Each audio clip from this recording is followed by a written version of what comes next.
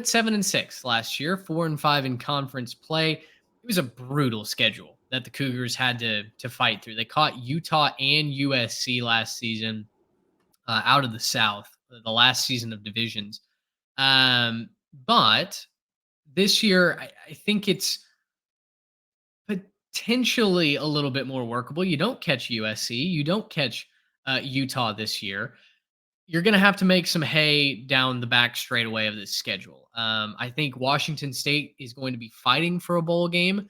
I don't know how much above the 6-6 mark they can get this season, but I do really applaud the job that Jake Dickert has been doing since taking over after the Rolovich drama. That was fun for nobody, and I can't imagine Wazoo having to sit there and try and build a football program while that was all going on. Now, Wazoo should be a lot of fun this year for one main reason, and then we'll get to all the sub points. The offense is going to be must see TV. Your new offensive coordinator is Ben Arbuckle, 27 years old, the hottest coordinator in the country. And much like Zach Kitley went from Western Kentucky to Texas Tech the year before, Arbuckle goes from the Hilltoppers to the Cougars up on the Palouse this season. Again, just 27 years old, but he's one of the brightest minds, so they say, in the industry. The offense should be a lot of fun. Jeff Schmedding comes over from Auburn. I've got my doubts about him, my qualms about him. Auburn's defense didn't do squat under Schmedding, and a team that needs to get to the quarterback, to create pressure, to get off the field on third down, to create turnovers. Schmedding's team did none of that. And so I'm a little bit concerned by this hiring, but the offense should be a lot of fun. Team strengths, I've got the offense and edge rushers. We'll get to the edge rushers in just a minute. Cam Ward obviously returns as their quarterback. He threw for 3,200 yards, 23 touchdowns last year. It was a good offense, not a great one. And that's what they're hoping will kind of kick up into overdrive with Arbuckle.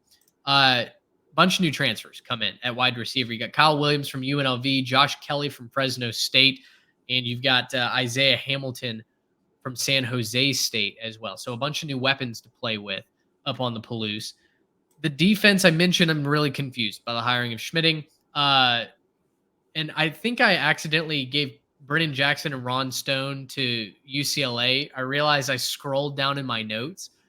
So Stone and Jackson are Washington State edge rushers. When I said that, I was like, man, I don't feel like that's right at all. Yeah.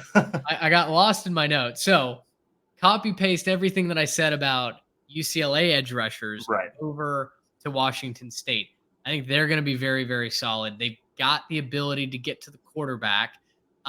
If they can create some short downs and distance for the offense, Washington State could win 8 games this season. If not, I still think the floor is somewhere around 6-6. This schedule I mentioned, it's workable. No USC, no Utah. An early bye is tough. You're going to have to go a long time at the end of the season. You host Wisconsin in week 2. You get Oregon State to open up Pac-12 play.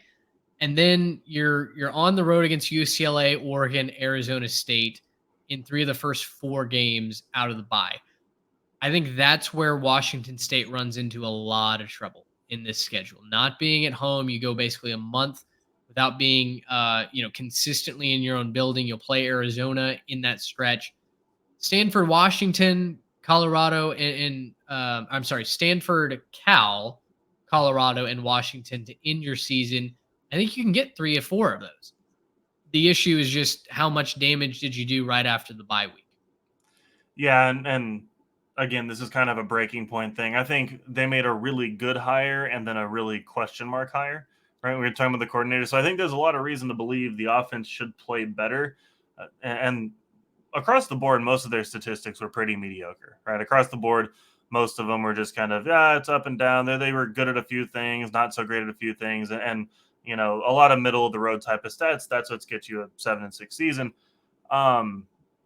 I just think, again, it's the schedule. This is where, Trey would say, well, Wisconsin at home, this is a plucky Washington State. And, we could see and I think all of us would still say that Wisconsin should smack them around a little bit. That Wisconsin team's going to be very, very good. And then, early bye. at UCLA, at Oregon, at Washington. I've got all those lined up as losses. And I can't remember which one I also get. Oh, yeah, Oregon State, I gave them as a loss as well. So just, I don't think there's really a place to catch fire in this schedule. Maybe Yeah. towards that back part, the Arizona State, Stanford, Cal, Colorado, that could be a place to catch fire.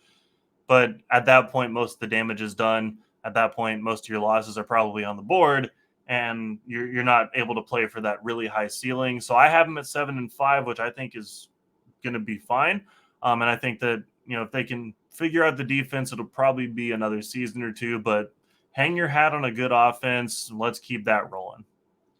If they can beat Arizona State on the road, which is absolutely a winnable game, Yeah. week 9, They should. I think you can flip the momentum quite a bit. I think that's how you get to 7-5. You have a chance for an 8-4 if you can knock off an Oregon State, if you can somehow pull it away from Wisconsin. Other than that, though, I think this team may be better, much better than their record would indicate at the end of the regular season. So for Cougar fans, I think your stock is headed in the right direction. Gracious him! How about that?